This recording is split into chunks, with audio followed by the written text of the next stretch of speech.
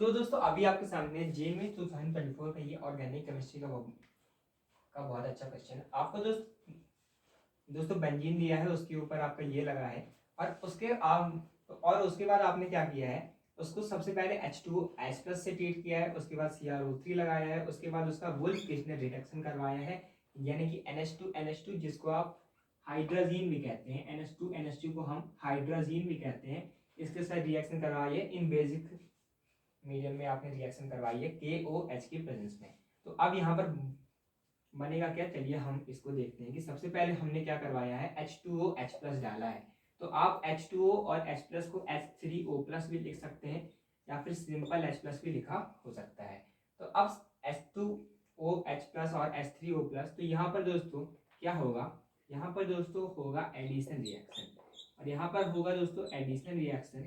तो यहाँ पर आपका एडिशन होने वाला है किसके ऊपर, और एडिशन आप जानते हैं डबल बॉन्ड के ऊपर होता है, जो बाहर ये जो है इसके ऊपर दोस्तों आपका एडिशन रिएक्शन आपका होने वाला है, क्योंकि हमें क्या करना है, ऐड करना है इसके ऊपर हमको ऐड करना है।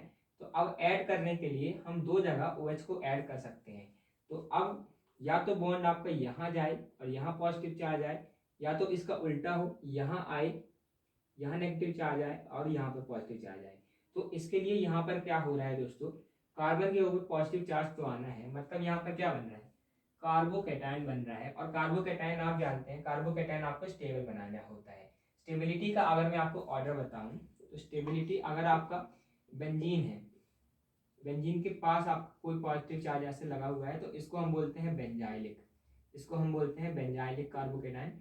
ये आपका दोस्तों स्टेबल होता है, ये आपका स्टेबल होता है, 3 डिग्री से ये कम स्टेबल होता है, लेकिन ये दोस्तों अच्छा खासा स्टेबल ये आपका कार्बोकैटायन होता है। लेकिन अगर हम पॉजिटिव चार्ज यहाँ पर डालेंगे तो ये सिर्फ 1 डिग्री रह जाएगा, एक ही कार्बन से ये जुड़ा होगा, तो ये बहुत कम आपका स्टेबल होगा। तो पॉजिटिव चार्ज कहाँ आएगा, इधर ही पे आएगा, और यहाँ पर क्या आएगा, नेगेटिव चार्ज आएगा। नेगेटिव चार्ज से आके ये हमारा H+ जुड़ जाएगा।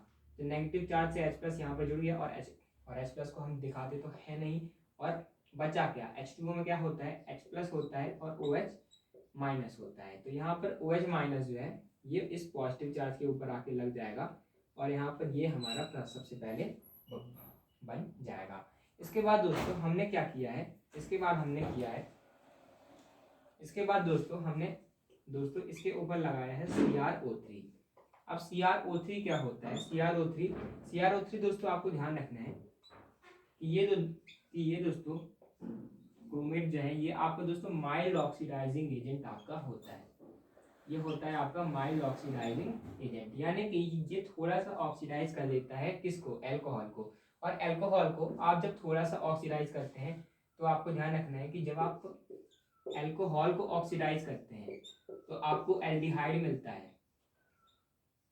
और एल्डिहाइड को ऑक्सीडाइज करते हैं तो आपको एसिड मिलता है, और एल्केन को आप ऑक्सीडाइज करते हैं तो आपको एल्कोहल मिलता है। तो ये आपकी पूरी चेन होती है। तो ये क्या है, माइल्ड ऑक्सीडाइजिंग एजेंट है, यानी कि ये थोड़ा सा ऑक्सीडाइज करेगा तो एल्कोहल को ये एल्डिहाइड तक पहुंचा देगा, और अगर आपका 2 डिग्री एल्कोहल है तो क्या होगा, वो कीटोन तक पहुंचा देगा, क्योंकि आप जानते हैं एल्डिहाइड कैसा होता है, RC डबल बॉन्ड OH, लेकिन जो आपका कीटोन होता है वो होता है आपका RC double bond OR dash. तो ये क्या करता है, आपका जो सिंपल वाला O है, तो आप उसको ऐसे समझ सकते हैं कि इस H को हटाकर एक और ये डबल बॉन्ड लगा देता है, लेकिन यहाँ पर जो है इसके बाद एक और आपका एल्काइल ग्रुप लगा है, एक और आपके कार्बन लगा है, तो उससे कोई दिक्कत नहीं है, ये डायरेक्ट इसको कीटोन बना देगा, क्योंकि ये आपका 2 डिग्री अल्कोहल है, तो इसको ये आपका कीटोन बना देगा। एक होते हैं स्ट्रॉन्ग ऑक्सीडाइजिंग एजेंट, तो वो और ज़्यादा ऑक्सीडाइज कर देते हैं, तो वो ऑक्सीडाइज करके जो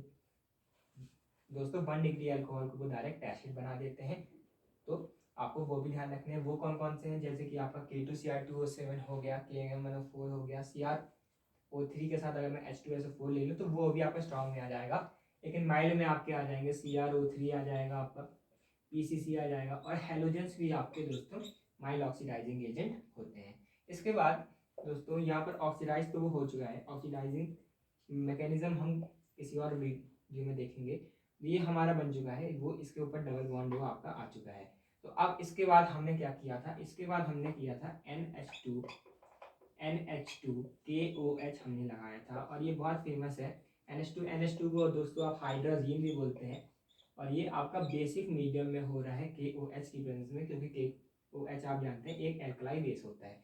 तो अब हाइड्रोजाइन, अब ये जो हाइड्रोजाइन है NH2 KOH के प्रेजेंस में जब आप किसी को रिड्यूस करते हैं तो इसको हम कहते हैं वुल्फ किश्नर रिडक्शन।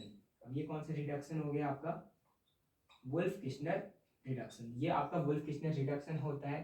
तो ये क्या करता है? ये इसका उल्टा काम करता है। ऑक्सीडाइज करने से अल्कोहल से एल्डिहाइड बनता है, लेकिन एल्डिहाइड को आप रिड्यूस कर देंगे तो क्या बन जाएगा? अल्कोहल बन जाएगा। और अगर हम 2 डिग्री ले लें यानी कि यहाँ पे तो उसके बाद ROH से क्या बनेगा? मान लीजिए मेरे पास ये अल्कोहल है CH2 यहाँ पर OH लगा हुआ है, ये आपका CH3 है, यानी ये आपका CH3 है। ये मेरे पास अल्कोहल है, तो इसको मैंने क्या किया? ऑक्सीडाइज किया। ऑक्सीडाइज में कैसे कर सकता हूँ? माइल्ड ऑक्सीडाइजिंग एजेंट में ले लूँगा, या फिर मैं PCC ले लूँगा, इरिडियम क्लोरोक्रोमेट, या फिर मैं CrO3 ले लूँगा, या फिर हाइड्रोजन ले लूँगा। तो अब यहाँ पर ये ऑक्सीडाइज होकर क्या हो जाएगा? ये हो जाएगा आपका C double bond O CH3, ये आपका हो जाएगा। ऐसे OH जो है डबल बॉन्ड O में ऑक्सीडाइज हो जाएगा। तो अब अगर मैं इसको दोस्तों रिड्यूस करूँ, इसको मैं अगर रिड्यूस करूँ तो इसको अगर मैं ऐसे रिड्यूस करता हूँ NH2 KOH, तो ये आपका कौन सा रिडक्शन हो जाएगा? वुल्फ किश्नर रिडक्शन हो जाएगा। और ये जो C डबल बॉन्ड O है ये आपका रिड्यूस होके एक एल्केन बन जाएगा। ये रिड्यूस होके और ये आपका एल्केन बन जाएगा, क्योंकि ये आपका स्ट्रॉन्ग रिडक्शन होता है।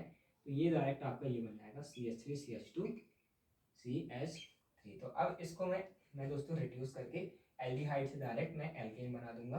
तो इस डबल बॉन्ड को मैं हटा दूं तो यही आपका आंसर हो जाएगा। इसको मैं हटा के एल्केन बना दूंगा, तो ये आपका सही आंसर हो जाएगा। कौन सा और ऑप्शन है? ये आपका ए ऑप्शन है, ये आपका सही आंसर हो जाएगा। इसके अलावा आप एक और काम कर सकते थे, ZnHg और HCl हम ले सकते हैं एसिडिक मीडियम में, हम ले सकते हैं। इसको हम कहते हैं क्लेमेंसन रिडक्शन, ये भी आपका सेम काम कर देता। तो आपका कौन सा आंसर बनेगा? A option. तो अगर आपको वीडियो अच्छा लगा तो चैनल को जो सब्सक्राइब कीजिएगा और JP बाई के सब नीचे के प्लेलिस्ट से देख सकते हैं। Thank you for watching.